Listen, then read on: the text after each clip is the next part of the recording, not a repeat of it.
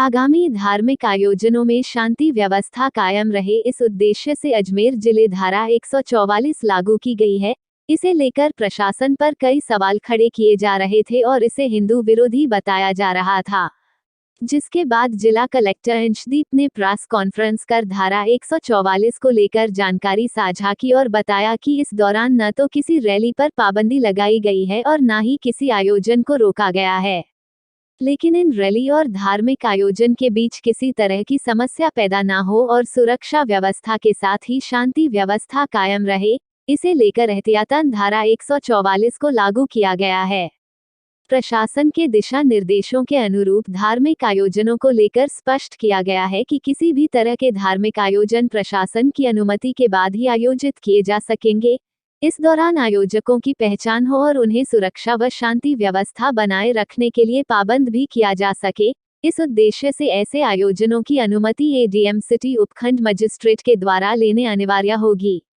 आप देखिए, अभी अगले आने वाले 1 महीने के अंदर काफ़ी अन्य फंक्शंस हैं, उसमें अनेक प्रकार के जुलूस भी निकलेंगे।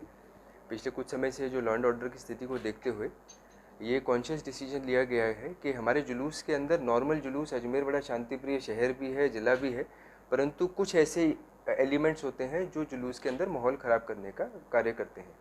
उसी क्रम के अंदर जो 144 निकाला गया है, उसके अंदर ये क्लियर किया जाता है कि जुलूस पे कोई रोक नहीं है, लेकिन जुलूस अगर किया जाएगा तो परमिशन के साथ किया जाएगा। परमिशन किस स्तर पर लेनी है उसका एक प्रपत्र दिया जाएगा। साथ ही साथ पिछले कुछ समय में हमने देखा है कि डीजे की जो वॉइस है वो बहुत ज़्यादा होती है और उसमें काफ़ी ज़्यादा कई बार आपत्तिजनक गाने चलाए जाते हैं या नारे लगाए जाते हैं।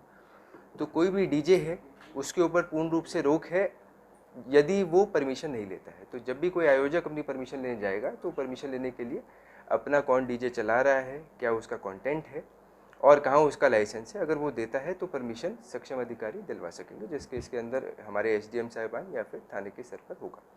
रूट जो है, रूट आपका डिसाइडेड होगा। थर्डली, हमने पिछले कुछ समय में देखा है कि कई बार पब्लिक प्लेसेस के ऊपर कोई झंडे या किसी प्रकार का कुछ चीज़ लगा दी जाती है, जिससे कई बार आपसी सौहार्द बिगड़ने की स्थिति होती है।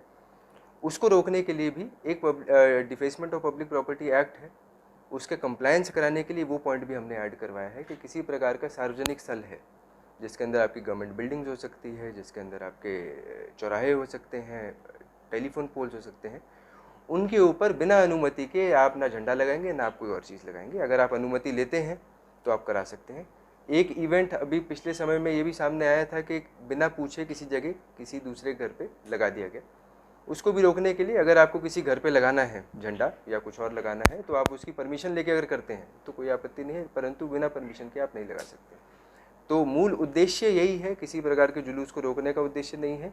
बस मूल उद्देश्य यही है कि हमारे जुलूस है और जिसके अंदर जुलूस के अंदर हमारे जो लोग हैं जो पूर्ण रूप से शांतिपूर्ण है, उसके अंदर कुछ लोगों के कारण या कुछ खराब इवेंट के कारण उसका माहौल ना खराब हो, और उसका इम्प्लीमेंटेशन कराने के लिए हमारी जो टीम्स हैं, चाहे वो ब्लॉक स्तर पर हों, चाहे हमारे एसडीएम्स हो, तहसीलदार्स हों, एसएचओस हों, डिप्टी एसपीज हों, वो पूर्ण रूप से तैयार भी हैं। और हम लोग अभी आने वाले समय के अंदर सबको क्लैरिफाई भी करेंगे कि कोई घबराने की ज़रूरत नहीं है, किसी प्रकार की रोक हम लगाने की मंशा नहीं रखते। पब्लिक गैदरिंग के ऊपर कोई रोक नहीं है। स्पेसिफिक अगर आप 144 पढ़ेंगे उसमें कहीं भी आपकी गैदरिंग के ऊपर रोक नहीं लगाई गई। Thank you.